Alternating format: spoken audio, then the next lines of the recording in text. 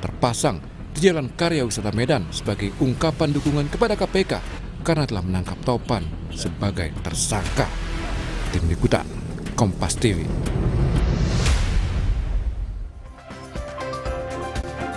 Saudara, bagaimana mengusut aliran dana kasus korupsi di lingkungan pemerintah daerah seperti kasus dugaan korupsi proyek jalan di Mandailing Natal, Sumatera Utara yang melibatkan Kadis PUPR Topan Ginting, anak buah Gubernur Bobi Nasution.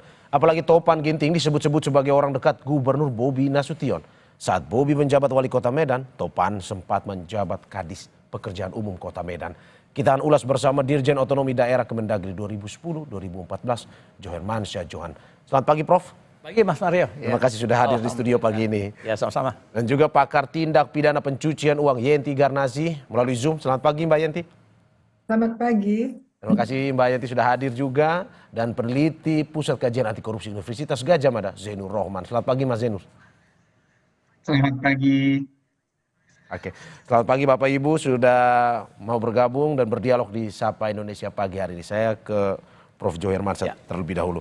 Prof. Jo, selalu korupsi sampai saat ini di era pemerintah Presiden Prabowo, pemerintah daerah dan korupsi selalu keterikatannya masih tinggi. Ya, betul. Terjadi lagi di dugaan korupsi di Sumatera Utara. Bagaimana Anda melihat ini? Jadi kalau kita pelajari korupsi di pemerintahan daerah itu, sejak kita menggelar pemilihan langsung tahun 2005 sampai kemarin Pilkada Serentak 2024 itu belum selesai, belum berhenti lah, masih tetap berlanjut terus. Nah, akar persoalannya salah satu adalah karena pilkada berbiaya mahal. Yang kedua, oleh karena birokrasi kita tidak netral, ASN kita kan terpolitisasi di dalam hajatan pilkada itu oleh para politisi.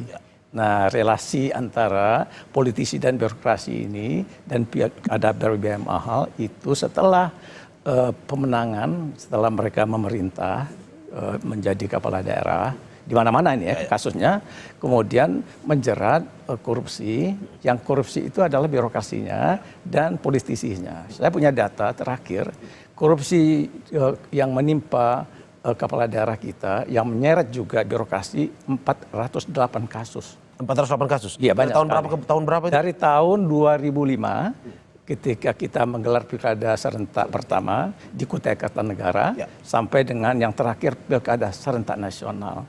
Jadi memang ini persoalan yang harus kita carikan jalan keluarnya. Oke, kalau dari Anda Prof, melihat 400 2005 sampai 2024, 20 hampir 20 tahun. Tinggi atau kecil sebenarnya? Wah, itu sebetulnya sudah termasuk yang tinggi sekali. Jadi kalau fenomena itu kita banding dengan negara-negara lain, atau kasus-kasus pemerintahan di masa lalu, era-era sebelum kita masuk di era reformasi, ini yang paling tinggi dan sangat mengkhawatirkan karena itu sangat menghambat untuk meningkatkan pembangunan dan kesejahteraan masyarakat di daerah-daerah kita. Oke, Anda bilang tadi ASN politisasi. Maksudnya seperti apa itu? Ya, ASN politisasi itu begini. Untuk memenangi kontestasi dalam pilkada, ASN ini kan sangat seksi. Dia punya wewenang, dia punya program dan kegiatan, dan dia juga bisa menjadi alat untuk mempengaruhi pemilih. Karena pernah jadi camat misalnya gitu ya, dia punya para pengikut di wilayah-wilayah. Nah, dengan begitu dia kerap kali dipakai oleh orang yang menjadi calon kepala daerah untuk bisa membantu pemenangan. Nah, terutama petahana. Ya, petahana itu sangat memanfaatkan birokrasi. Nah, itu yang kita harus juga betulin, birokrasi yang netral dari politik. Oke, Prof, Anda mau bilang bahwa kalau di kasusnya di Sumut, bahwa ini tersangka Topan ini, orang dekat ini adalah sebuah hal yang lumrah jika pada akhirnya dulu menjadi sekda ataupun jadi di kota, ini sekarang dekat juga akhirnya bisa menjadi pejabat di gubernur. Betul, ya itu yang juga harus kita perbaiki. Bagian dari politisasi juga, Pak? Iya, karena mengapa kok seorang yang di level kota tiba-tiba bisa jadi pejabat top di level provinsi? Ya itu kan karena kedekatan relasi kepala daerah terpilih di tingkat provinsi dengan anak buahnya yang dulu di kota. Nah, padahal kan ada birokrasi di tingkat provinsi yang sudah merintis karir dan juga berpengalaman. Itu tidak dianggap Maka juga harus diperbaiki cara mutasi rekrutmen orang-orang di dalam sistem pemerintahan daerah kita ke depan. Oke, sebelum saya ke Mbak Yenti, Prof, Ya. bagaimana Anda tadi sudah menjelaskan sedikit bahwa harus ada profesionalitas. Meritokrasinya kalau kita bilang tidak ada sebenarnya. Kurang. Kalau yang Anda mau bilang seperti itu. Iya, betul. Kalau Anda mau lihat dari kejadian yang terjadi di Sumatera Utara, Anda mau bilang bahwa ini dulu menjadi camat tiba-tiba jadi kadis PUPR. Ya. Harusnya orang teknis sebenarnya yang biasanya menjabat itu, tetapi kok tiba-tiba bukan orang teknis. Betul. Nah itu juga Apa yang Anda bisa lihat ini soal kompetensi. Jadi untuk menduduki dalam jabatan itu memang ada seleksi lewat pansel-pansel. Yang sayangnya seleksi pansel-pansel itu rekayasa kebanyakan. Ya. Jadi orang yang naik dalam jabatan itu ukurannya harus kompetensi pendidikan, pengalaman kerja. Jadi rasanya kalau orang yang jadi camat ya itu kan tentu pengetahuan pemerintahannya yang lebih banyak ketimbang pengetahuan teknikalnya. Nah untuk jadi kepala PU itu tentu yang akan lebih kuat ya adalah mereka yang berpengalaman di bidang teknik. Jadi kemampuan teknikalnya yang lebih kuat ya. Nah bukan manajerialnya. Jadi yang terjadi sekarang karena kedekatan relasi antara orang yang memenangi kontestasi pilkada dengan anak buahnya itu sering dibawa itu. Dan fenomenanya bukan di Medan aja. Around the country, di seluruh pelosok itu asal ada bupati menang jadi gubernur, anak buahnya di kabupaten itu dibawa. Itu mengganggu sekali bagi birokrasi di tingkat provinsi. Saya ke Mas Zainur. Mas Zainur, Anda melihat around the country, hampir seluruh kepala daerah di pemerintahan daerah itu, siapapun yang menang membawa orang-orang dekatnya. Menurut Anda ini bagian dari terima kasih saja karena sudah membantu mungkin memenangkan politisasi itu, atau sebenarnya mungkin saja ada kong kali kong ke depan? Iya, biasanya itu satu paket ya. Jadi kepentingan untuk mengamankan kekuasaan di tempat yang baru. Di kasus-kasus yang lain tidak jarang juga orang bawaan itu karena memang dipercaya. Termasuk untuk mengurus kepentingan-kepentingan kepala daerah yang baru itu. Mengurus apa? Ya mengurus berbagai bentuk penerimaan dari sumber-sumber yang tidak sah. Mengurus bagaimana agar kekuasaannya bisa semakin kuat, semakin menancap. Dan kekuasaan itu bisa long lasting, bisa bertahan lama, bisa berkembang. Sehingga nanti bisa ikut lagi pemilu kada di periode berikutnya. Atau bisa naik jenjang gitu ya. Kasus paling ekstrim terjadi sebenarnya tadi Prof Jo menjelaskan ya di konteks Sumatera Utara ada di ex-Mentan gitu ya, Syahrul Yassin Limpo itu juga membawa pejabat ya dari bawah ditarik ke atas, dari tarik ke atas sampai puncak begitu ya. Jadi memang ada banyak problem di dalam pemerintahan daerah kita yang harus dibenahi untuk bisa mengurangi resiko terjadinya korupsi. Mulai dari tadi saya setuju dengan Prof Jo, high cost politik, kemudian bagaimana politik dan birokrasi itu seperti susah untuk dibuat profesional, ya juga bagaimana agar ya meritokrasi itu bisa benar-benar terwujud tidak sekadar sebagai bentuk formalitas. Ya selama ini kan pansel-pansel itu dibentuk oleh kepala daerah, tetapi panselnya sendiri juga adalah orang-orangnya kepala daerah, sehingga yang akan dipilih juga adalah orang-orangnya kepala daerah.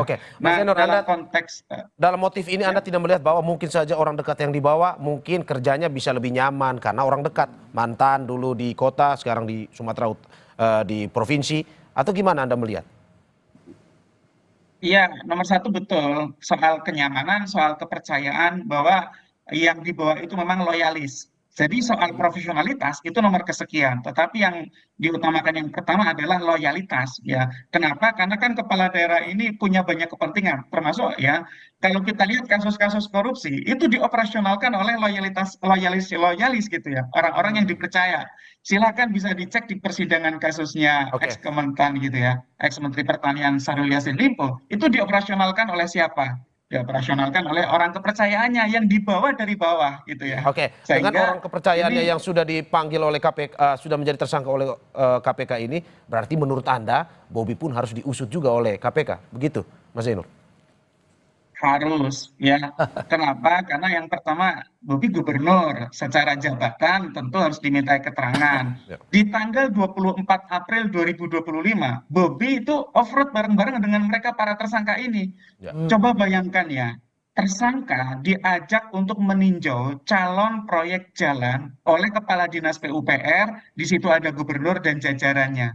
Apakah ini bukan bentuk favoritisme? Apakah ini bukan bentuk satu kong kali kong, satu upaya permufakatan jahat? Jadi sebenarnya tidak ada itu sistem kompetisi di dalam pengadaan barang dan jasanya karena sejak awal sudah dikondisikan bahkan calon pengembangnya, calon kontraktornya, calon pemborongnya itu sudah dibawa untuk melihat ini besok proyek yang akan dijual, akan dilelang, kalian ikutlah untuk ikut bidding melalui e-katalog. Sehingga sekali lagi ya Bobi ini sangat erat kaitannya. Kita belum bicara soal apakah terlibat atau tidak ya secara hukum, apakah ikut menjadi pelaku atau tidak. Tetapi dari sisi keterkaitan sangat erat. Dan sekali lagi Topan ini adalah orang yang dibawa dari Pemkot Medan naik ke PUPR Sumatera Utara, baru menjabat selama 4 bulan tiba-tiba sudah jualan proyek ratusan miliar. Apa tidak perlu gubernurnya diperiksa? Ya wajib gitu, gitu Mas Mario. Oke, saya ke Mbak Yanti. Mbak Yanti, kalau kita melihat dari apa yang disampaikan oleh KPK, 200 M, 8%-nya diduga buat kepala dinas PUPR. Sisanya yang masih belum tahu nih katanya 12%, belum tahu kemana. Bagaimana kita menelusuri aliran dana seperti itu? Ya, sebenarnya kan begini ya. Kalau OTT itu pasti sudah ada penyadapan. Nah, di penyadapan ini kita minta betul-betul kepada KPK itu untuk jujur deh. Kita bisa melihat kok. Sebenarnya udah tahu itu di dalam penyadapan itu pasti sudah kelihatan. Terlepas ya terlibat apa tidak dan itu harus memang diperiksa. Itu sudah lihat sebetulnya. Sudah kelihatan. Itu kan penyadapan itu kan percakapan sekian lama orang-orang tertentu dan sebagainya. Dulu kita mengenal ada yang namanya menggunakan istilah-istilah apa simbol-simbol dan sebagainya. Ya. Jadi jadi ini udah sangat kental sekali ya. Nah kemudian bahwa ini kan apa ya kayak ijon gitu ya Mas. Ininya belum tapi sudah ditawarkan dan sebagainya dan kemudian nanti ada sekitar 8 miliar untuk kepala dinas. Tidak mungkin kan 8 miliar itu tanpa diketahui oleh gubernurnya. Jadi begini juga Prof John ya. Ya. Masa kepala daerah tidak tahu anggaran-anggaran yang menjadi pertanggungjawaban dia sebagai kepala daerah itu kepada siapa dan bagaimana itu kan tidak mungkin, sangat tidak mungkin. Jadi sekarang ini kita itu kadang-kadang apa ya, justru diedukasinya secara salah bahwa seolah-olah tidak dan sebagainya. Biar aja lah mereka mengatakan menafikan bahwa menghindar dan sebagainya, tetapi kita harus jalan dengan logika yang memang betul-betul logika yang sehat bahwa kepala daerah itu pasti tahu. Bahkan di beberapa tempat tuh kepala daerah, wakil kepala daerah tuh langsung di bawahnya pasti kedekatannya dengan PUPR. Kenapa? Karena memang kebanyakan anggaran terbesar di sana. Nah, pasti, apalagi ini ada nepotisme ya, Prof John ya tadi. Ya, ya. Nepotisme itu tidak harus dengan anak dan saudara dan sebagainya. Orangnya di bawah itu nepotisme. Nah, nepotisme itu tidak akan lepas dari KKN, korupsi, kolusi, nepotisme. Nah, ini yang terjadi kan seperti Oke. ini.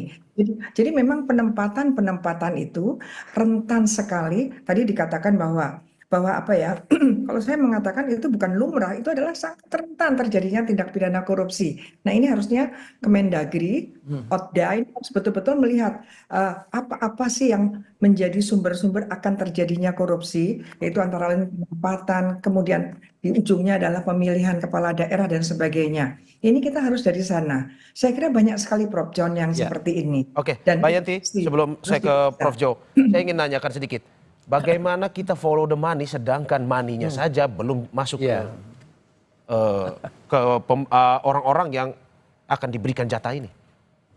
Iya. Iya, iya. Begini, follow the money. Follow the money itu kalau sekarang ini follow the money-nya kan money-nya baru diberikan kepada orang yang memegang melaksanakan e-katalog, ya kan gitu kan, sekian juta itu. Ya. Nah kemudian kita juga periksa siapa tahu sudah ada sebelumnya kemana-mana orang-orang tertentu yang sudah disebutkan itu kalau pendekatannya pakai pencucian uang seperti apapun sedikitnya. Dari 230 miliar sekian, ada 170 juta yang sudah mengalir, itu sudah bisa menjadi pintu masuk untuk dibuka semuanya.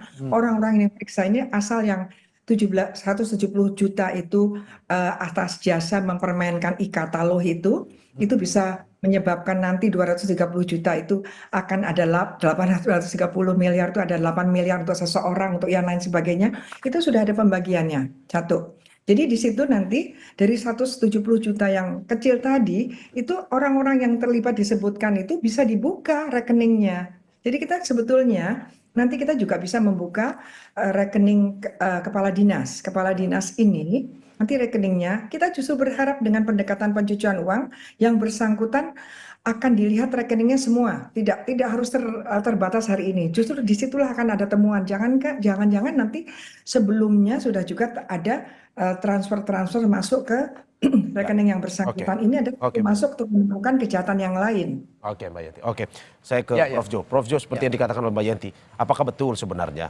230M ada 8M yang menjadi bagian jatah dari Kadis PUPR? Apakah betul setiap kepala daerah ataupun kepala daerah yang pernah mungkin Anda tangani pasti tahu sebenarnya dengan tragedi ataupun dugaan kasus korupsi yang terjadi. Tapi sebelum Anda menjawab, Prof. Jo, kita saksikan jeda berikut. Baik.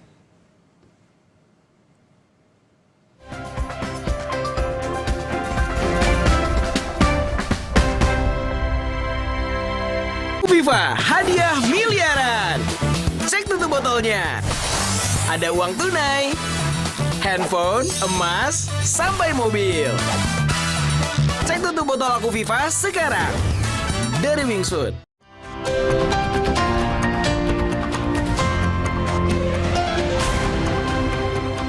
DPR RI meminta pemerintah mengevaluasi tata kelola administrasi dan pencatatan pulau-pulau di Indonesia guna mencegah persoalan sengketa serta memitigasi penyalahgunaan pulau di wilayah NKRI.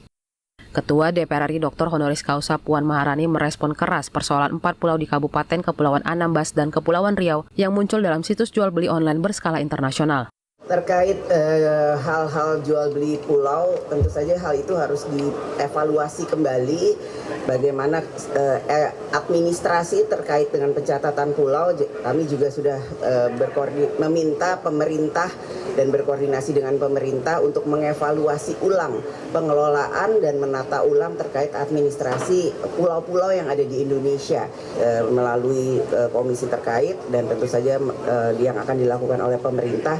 Kami minta pengelolaan dan penataan administrasi untuk memitigasi semua pulau yang ada di Indonesia, jangan sampai adanya salah penggunaan pulau-pulau yang ada di Indonesia. Sementara itu, anggota Komisi 2 DPR Ahmad Doli Kurnia Tanjung menilai beberapa persoalan terkait pulau-pulau di NKRI menjadi momentum pembenahan status, tapal batas, dan tata kelola pulau-pulau di Indonesia. Nah itu yang saya katakan tadi, ya, supaya memang tidak lagi ada terjadi adanya indikasi penjualan pulau-pulau, maka kemudian semua pulau atau setiap jengkal tanah di Indonesia ini harus kemudian jelas statusnya. Nah itu tentu dengan adanya peraturan. Itu yang saya katakan tadi, momentum penyelesaian kemarin masalah 4 pulau Aceh dan Sumatera Utara itu harus dilanjutkan dengan penyelesaian. Fajar Ilhami dan Samsul TVR Parlemen melaporkan.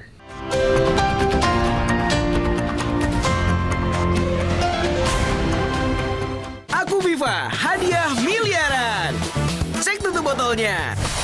Ada uang tunai, handphone, emas, sampai mobil. Cek tutup botol Aku Viva sekarang. Dari Wingsuit. Renovit dengan 26 vitamin dan mineral lengkap, bantu jaga kesehatan dan daya tahan tubuh. Dengan 26 vitamin dan mineral lengkap, bantu jaga kesehatan dan daya tahan tubuh. Minum Renovit, siap jaga kesehatan dan daya tahan tubuh. Produksi Konimax. Aku Viva hadiah miliaran. Cek tutup botolnya. Ada uang tunai, handphone, emas, sampai mobil. Cek tutup botol Aku Viva sekarang. Dari Wingsuit.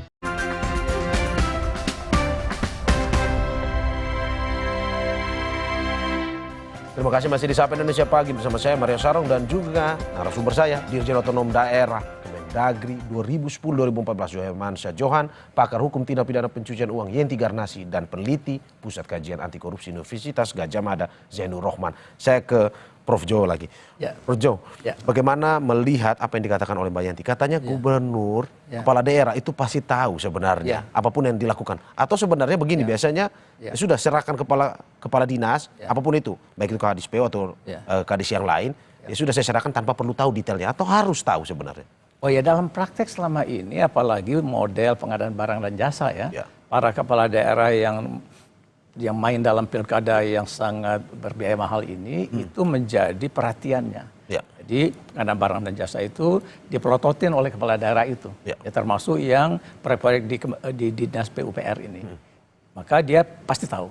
Pasti tahu. Pasti tahu. Di kasus Sumut ini Ya. Anda mau bilang bahwa Mobi pasti tahu. Semua itu kan direview dulu. Begitu kepala daerah ini terpilih dan dilantik, sesudah itu dia panggil tuh kepala dinas PU, ya untuk menanyakan kepada dia. Saya pernah jadi pejabat gubernur ya di Riau. Ya. Jadi ditanyakan di situ apa saja proyek kita ini tahun ini. Ya. Bikin apa? Di mana?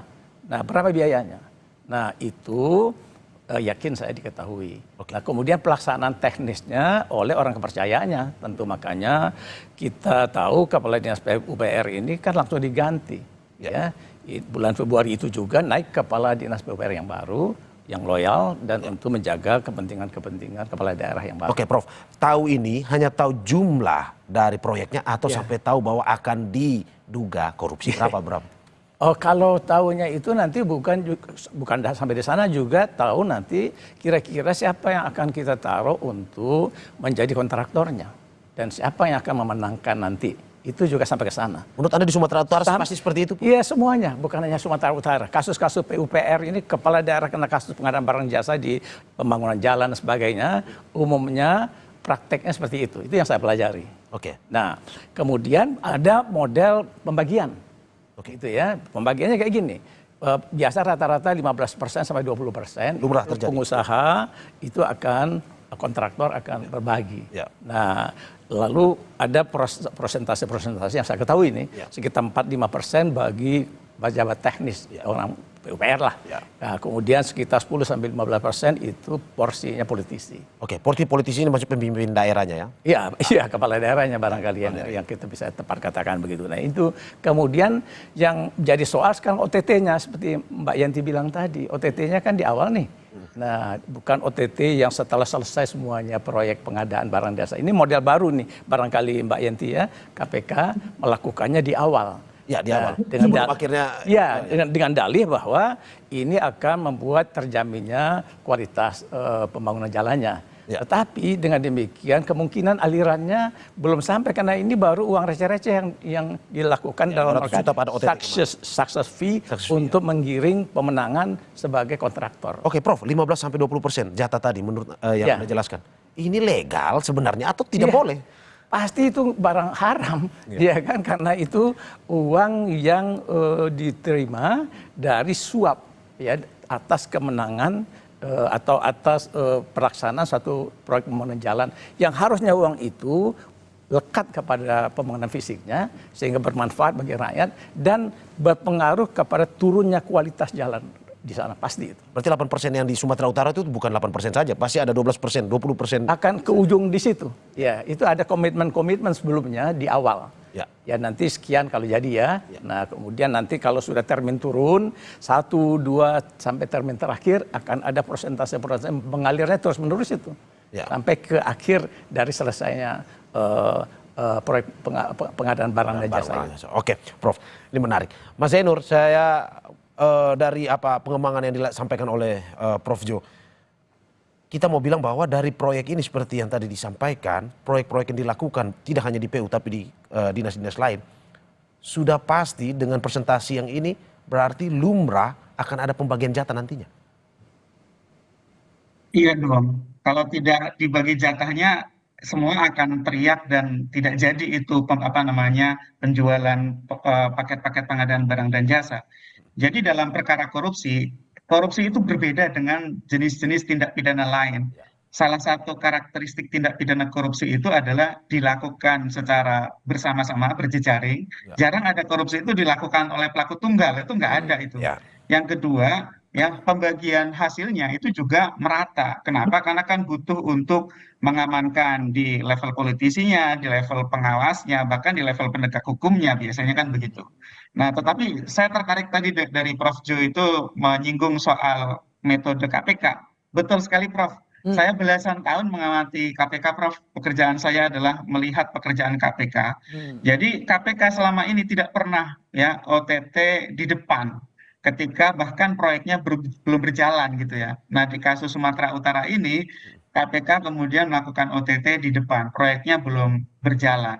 Nah, alasan KPK adalah agar tidak terjadi kerusakan di dalam proyek pengadaan barang dan jasa ini. Lebih baik dicegah sejak awal. Nah, ini pencegahan korupsi atau pencegahan terungkapnya perkara. Nah, itu kan menjadi pertanyaan gitu ya. Kan itu dua hal yang berbeda gitu ya. Oke, Mas Mencegah Zainur, orang pertanyaannya melakukan korupsi dengan Oke, apa alasan dibalik itu kalau menurut Anda? Apakah mungkin saja biar tidak sampai ke aktor-aktor utama yang akhirnya mendapatkan jatah ini atau gimana dari KPK? Ya, mungkin. ya itu nanti akan terlihat ya di dalam perkara ini, apalagi kalau sudah masuk persidangan gitu ya, nanti akan terlihat apakah sebenarnya perkara ini harusnya bisa terungkap secara utuh atau masih parsial. Nah, tapi saya sih berharap penyidik harus tetap dalam tanda kutip nakal ya, tidak boleh penyidik tunduk kepada tekanan-tekanan dari manapun termasuk dari atasan mereka sendiri. Kenapa? Karena kan ini bisa menggunakan berbagai cara, Mas. Kalau misalnya aliran uang itu belum masuk, ingat bahwa suap atau gratifikasi itu termasuk juga dalam bentuk janji. Bisa dilihat di dalam Undang-Undang 3199/2001. Ya, yang dimaksud dengan suap atau gratifikasi yang dua-duanya adalah tindak pidana korupsi, itu tidak melulu tentang uang atau barang, tetapi bisa juga dalam bentuk janji-janji. Selama sudah ada bentuk komitmen dan komitmen itu kemudian diiyakan, ada meeting of mind antara pemberi dan penerima, ya, maka itu sudah masuk dalam bentuk kategori tindak pidana suap gitu ya. Apalagi kan ini sudah ada sebagian yang diberikan juga, sudah ada sebagian yang diberikan oleh Akhirun kepada Topan, tetapi kan sisanya yang mungkin ratusan persen sisanya itu kan belum diberikan. Nah, yang belum diberikan itu kan dikhawatirkan sebenarnya adalah data pihak-pihak lain. Itu bisa di tracing dengan metode penyidikan gitu ya, yaitu menggunakan alat-alat bukti yang lain seperti misalnya digital forensik, melihat apakah di dalam komunikasi mereka ternyata sudah ada janji-janji antara pemborong dengan para pejabat, juga bagaimana bisa mempengaruhi saksi-saksi ya. Termasuk tersangka ini kan nanti kan menjadi saksi juga untuk pihak yang lain. Mereka bisa ditawari menjadi justice kolaborator. Kalau ditawari justice kolaborator, mereka bisa dituntut ringan, tetapi mereka harus bersedia untuk membongkar pelaku yang lebih besar, lebih punya kekuasaan, sehingga KPK akan terbantu untuk mengungkap perkara ini secara utuh. Mas Mario. Ya, saya ke Mbak Yanti. Mbak Yanti, bagaimana Anda melihat KPK seperti yang dikatakan oleh dua narasumber saya, Prof. Joja juga Mas Zainur?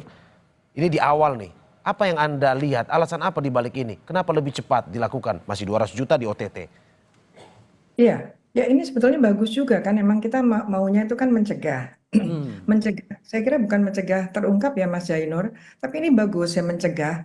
Tapi ingat ya, orang-orang itu meskipun belum terima uang, tetapi kalau dia sudah menerima janjinya, menyanggupi, maka saya katakan kata kuncinya itu ada di penyadapan. Nah itu harusnya sudah bisa. Maka di awal tadi saya katakan KPK harus jujur betul dengan penyadapannya, hasil penyadapannya.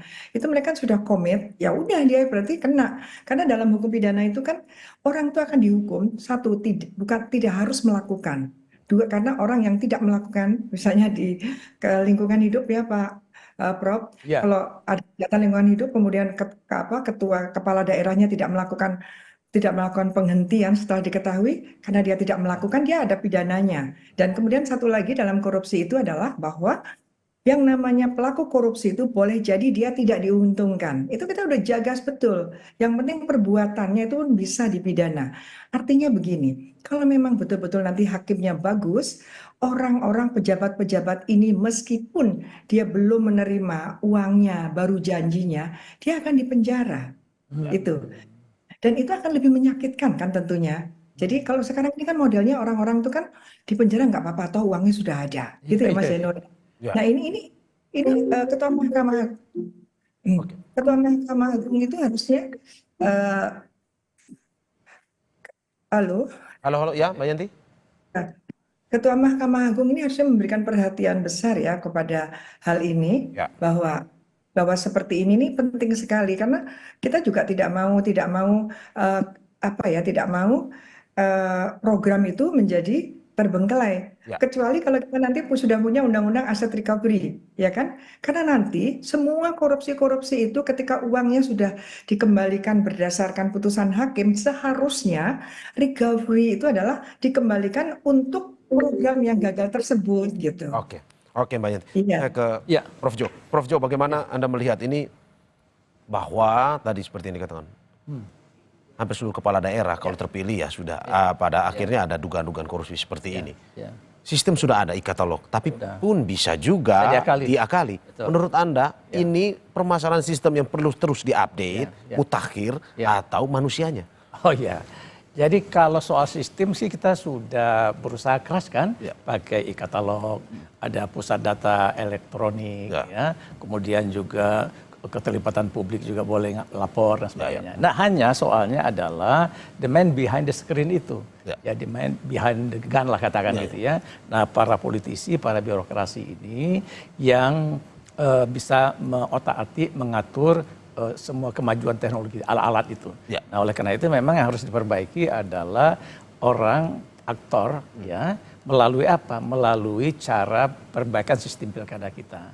Pilkada kita harus dicari jalan, jangan berbiaya mahal, ya turunkan itu biayanya sehingga dengan demikian dia tidak ada lagi nafsu untuk mengembalikan modal setelah pilkada. Lihat setelah itu ya. Itu dia. Jadi perbaikan pada sistem dan juga pada aktor yang menjalankan sistem itu. Saya ke Mas Zainur. Mas Zainur, alat boleh canggih tapi kalau manusianya tetap ada niat untuk korupsi ya tetap sama aja. Menurut Anda seperti apa pencegahannya, mitigasinya seperti apa? Ya, saya setuju ya. Yang pertama memang pemilihan kepala daerah itu harus diperbaiki agar bisa mencegah untuk politik biaya tinggi itu terjadi. Karena politik biaya tinggi itu salah satu yang kemudian pengeluaran terbesar adalah vote buying gitu ya. Atau membeli suara. Nah membeli suara itu kan artinya menyuap pemilih. Ini juga perlu diperbaiki ke depan. Yang kedua tentu dari sisi tata kelola pemerintahan di daerah ya. Pengawas di daerah, inspektorat di daerah itu tidak berfungsi kalau pelaku pelanggarannya adalah kepala daerah. Nah ini harus dicarikan solusi nih. Kalau seperti ini terus akan susah. Seperti kasus di Sumatera Utara, Inspektorat Daerah Sumatera Utara saat ini adalah orang bawaan Bobi dari Inspektorat Kota Medan. Pertanyaan saya, kalau yang melakukan kenakalan pelanggaran adalah Bobinya atau kepala daerahnya, apa bisa melakukan pengawasan? Orang bawaannya Bobi sendiri. Itu harus dicarikan jalan keluarnya. Yang ketiga adalah bagaimana agar akuntabilitas ya, bagaimana sistem pelaporannya itu terus diperbaiki. E-katalog mungkin bisa kita katakan masih kecolongan ya, masih bisa dimainkan. Tetapi kelebihan e-katalog adalah semua terekam ya. Jadi jejak digitalnya itu ada lognya. Kapan, siapa melakukan perubahan apa terhadap akun pengadaan barang dan jasa itu bisa di tracing sehingga itu memudahkan untuk adanya audit ke depannya. Tetapi kan kalau bisa dicegah dari awal itu lebih baik lagi. Sehingga Mas Mario, memang ini kompleks ya, termasuk menurut saya yang paling penting adalah disinsentif bagi para pelaku tindak pidana korupsi. Ya pemiskinan itu tadi yang menurut saya sangat efektif untuk membuat orang berpikir melakukan korupsi ya. Pemiskinan itu yang artinya yang pertama ini adalah melakukan perampasan aset hasil kejahatan. Itu yang pertama. Yang kedua adalah bagaimana resiko denda itu dinaikkan ya. Denda sekarang 1 miliar misalnya itu tidak kerasa untuk orang-orang yang berkuasa gitu ya. Dendanya menurut saya harusnya misalnya adalah 3 kali lipat dari nilai kerugian negara, bukan dari hasil korupsi. Karena di dalam pasal 18 Undang-Undang Tipikor bahkan uang pengganti itu sebanyak-banyaknya adalah harta yang diterima oleh pelaku, bukan jumlah kerugian yang terjadi. Sehingga ke depan ya harus dinaikkan risiko orang melakukan korupsi.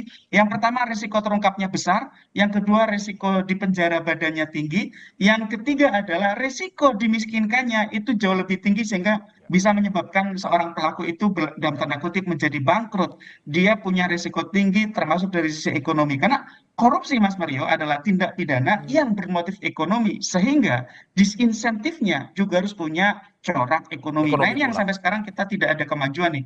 RUU perampasan aset yang sebenarnya draftnya masih kerdil itu pun tidak ada kemajuan sampai sekarang. Apalagi bisa disahkan, Mas Mario. Saya ke Mbak Yanti. Mbak Yanti, bagaimana Anda melihat mitigasinya seperti apa sehingga ini pada akhirnya tidak juga dari korupsi ini tidak menyebabkan kasus-kasus lain seperti TPPU dan juga kasus lainnya? Iya begini, kalau saya ya selalu berkaitan dengan, karena ini OTT harus melihat betul-betul dilihat berkaitan penyadapan. Mas Zainur, ini Prof, ini bukan berarti tidak ada uang loh.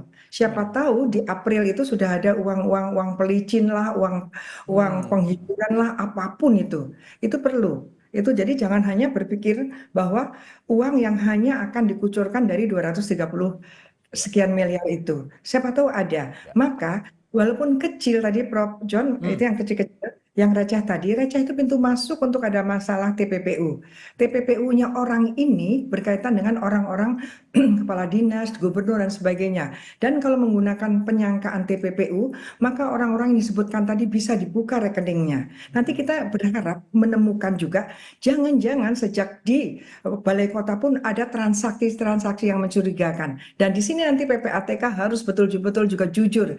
Maaf ya, saya agak kepercayaan ini saya sekarang ini Mas Zainur ya, baik dari penyidik, kejaksaan maupun Mahkamah Agung. Saya katakan tadi bahwa kita berharap kalau hakimnya ini benar-benar profesional dan integritasnya terjaga, meskipun tidak menerima uang, belum menerima uang, tapi dia sudah